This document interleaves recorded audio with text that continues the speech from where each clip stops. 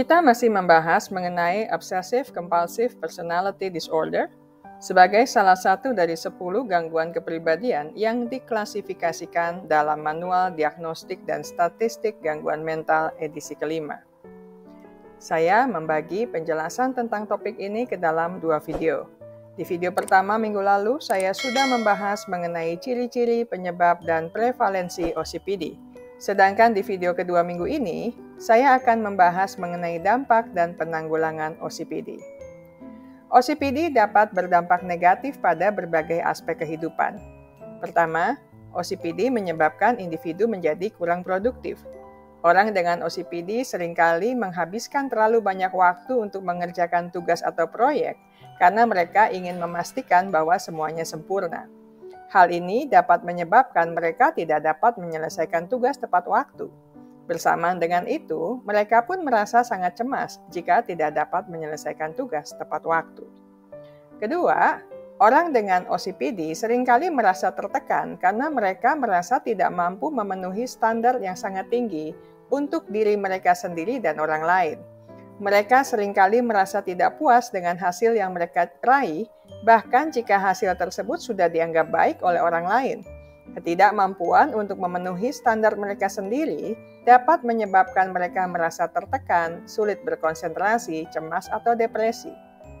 Ketiga, memiliki masalah dalam hubungan dengan teman sebaya atau rekan kerja. Orang dengan OCPD seringkali dianggap terlalu kritis atau menuntut, yang dapat membuat mereka sulit menjalin hubungan yang sehat dengan teman sebayanya. Mereka mungkin mengalami kesulitan untuk bergabung dengan kelompok teman sebaya karena mereka merasa tidak mampu memenuhi standar teman-temannya. Di dalam pekerjaan, seorang karyawan yang OCPD sangat mungkin mengalami kendala untuk bekerja sama dengan rekan satu tim yang tidak sesuai dengan standar dan kriteria mereka. Keempat, mendatangkan tekanan emosional bagi orang-orang terdekat. Orang dengan OCPD dapat menyebabkan tekanan emosional bagi anggota keluarga lainnya, yang berdampak konflik atau perpecahan. Orang tua dengan OCPD mungkin terlalu kritis terhadap anak-anak mereka, sehingga menyebabkan anak-anak merasa rendah diri. Seorang pasangan dengan OCPD mungkin terlalu menuntut pasangannya, sehingga pasangannya merasa tidak dihargai. Seorang saudara kandung dengan OCPD mungkin terlalu mengontrol adik atau kakaknya yang dapat menyebabkan saudara-saudaranya itu merasa tertekan. Kelima, masalah dalam komunikasi. Orang dengan OCPD seringkali sulit berkomunikasi secara terbuka dan jujur yang dapat membuat hubungan dengan anggota keluarga yang lain menjadi lebih sulit. Tidak cuma di rumah, kendala ini juga bisa terjadi di dalam lingkungan pergaulan, kegiatan belajar, atau dalam kegiatan karir dan bisnis lainnya. Keenam, kesulitan dalam menyelesaikan konflik. Orang dengan OCPD seringkali sulit menyelesaikan konflik secara sehat yang dapat menyebabkan ketegangan dan frustrasi dalam keluarga. Tidak hanya di dalam keluarga, hal serupa biasanya juga ditemukan dalam relasi dengan teman atau orang lain yang seringkali mereka jumpai. Kendala ini tidak jarang menyebabkan mereka merasa gagal dan tidak berharga. Ketujuh, masalah dalam kualitas hidup. Orang dengan OCPD dapat mengalami masalah kesehatan mental maupun kesehatan fisik. Stres, cemas, atau depresi adalah beberapa hal yang sangat mungkin mereka alami. Di samping itu, masalah pencernaan, sakit kepala, atau masalah tidur juga mungkin saja terjadi. Karena sulit bersantai serta terlalu kritis dan banyak menuntut, mereka juga sulit menikmati hidup. Selain tentunya berpotensi mengalami konflik dalam berbagai hubungan mereka. Apalagi karena mereka pun tidak mudah menerima kritik atau saran dari orang di sekitar mereka. Walaupun sulit, ada beberapa hal yang masih dapat dikerjakan oleh orang-orang dengan OCPD. Pertama, berfokuslah pada hal-hal yang penting. Orang dengan OCPD seringkali menghabiskan terlalu banyak waktu untuk hal-hal kecil yang tidak begitu penting.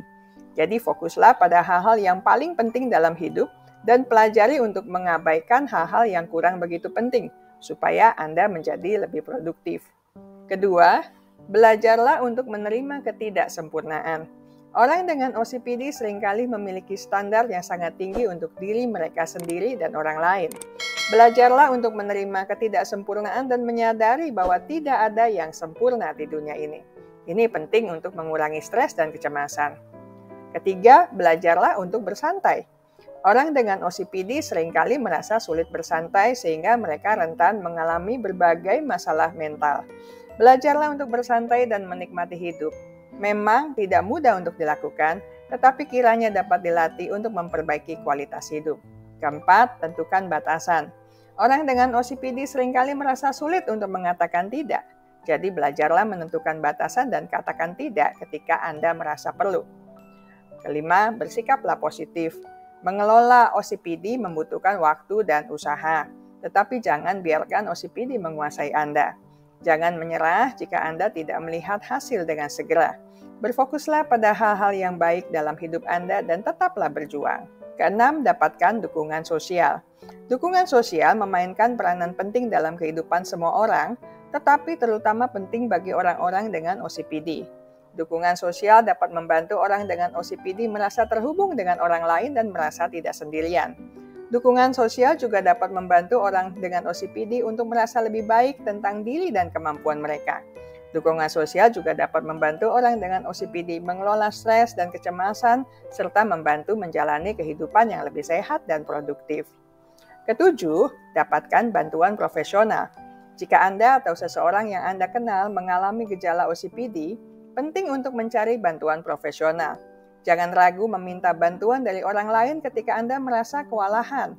Menerima bantuan dari orang lain tidak berarti bahwa Anda lemah, melainkan bukti bahwa Anda berjiwa besar untuk menjadi individu yang lebih baik. Terapis dapat membantu Anda memahami OCPD dan mengembangkan strategi untuk mengelola gejalanya. Terapi kognitif perilaku alias CBT adalah jenis terapi yang paling efektif untuk OCPD. CBT membantu orang dengan OCPD untuk mengidentifikasi dan mengubah pola pikir dan perilaku yang tidak sehat, serta mengelola stres dan kecemasan. Obat-obatan seperti antidepresan dan atau anti-ansietas juga dapat membantu mengurangi gejala OCPD. Obat-obatan ini dapat membantu orang dengan OCPD lebih siap untuk menjalani terapi. Dengan perawatan yang tepat, orang dengan OCPD dapat menjalani kehidupan yang sehat dan produktif. Saya selesai sampai di sini. Kita akan berjumpa lagi di minggu mendatang dengan video menarik lainnya. Terima kasih untuk kesetiaan Anda bersama channel Bahas Psikologi. Ingat baik-baik, kesehatan mental Anda sangat berharga. Jagalah, pertahankanlah dengan sekuat tenaga.